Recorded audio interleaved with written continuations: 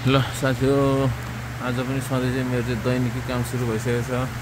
यो चाहिँ यस्तो हुन्छ, फ्यानहरू लगाएर तापक्रम चाहिँ एकदम मेन्टेन गरेको हुन्छ। यस्तो दामी दामी च्याउहरू यहाँनिर फल्छ। यस्तो हुन्छ यहाँनिर ठाउँको। बाहिर चाहिँ जाडो छ, तर यहाँ फ्यान लगायो भने न्यानो छ यहाँ चाहिँ, किनभने यहाँनिर त्यो ढोकाहरू बन्द गरेर एकदम तापक्रम मिलाएर राखेको छ यहाँ। दामी दामी छ च्याउहरू चाहिँ। फ्यानहरू चाहिँ अटोमेटिक हुन्छ, फेरि बन्द भइसक्यो फ्यान यहाँको। अटो हुन्छ यहाँको फ्यान चाहिँ। यो यस्तै हो, च्याउ खेतीमा चाहिँ यस्तै हुन्छ कोरियामा। अब यहाँ चाहिँ म चाहिँ फेरि टक्क टिप्ने हो यसलाई,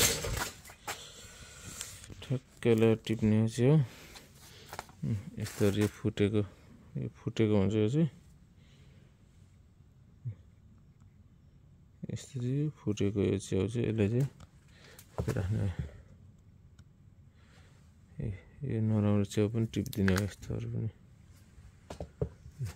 अनि यहाँ मुनिबाट हेर्दाखेरि यस्तोमा यो फारेकोहरू छ, यो फारेकोहरू पनि टिपिदिने। यस्तोहरू पनि टिप्नुपर्छ।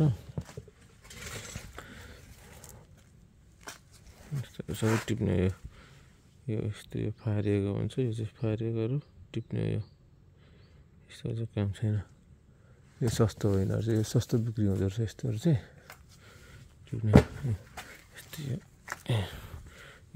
यस्तो यो चाहिँ यसलाई चाहिँ 2 नम्बर भन्छ। यो 2 नम्बर, यो 3 नम्बर, अब 1 नम्बर चाहिँ यता राख्नुपर्छ। यो चाहिँ कस्तो छ, यो पनि 2 नम्बर हो। तपाईँहरूले 1 नम्बर राखिदियो भनेको यस्तो यस्तो भएको चाहिँ 1 नम्बर।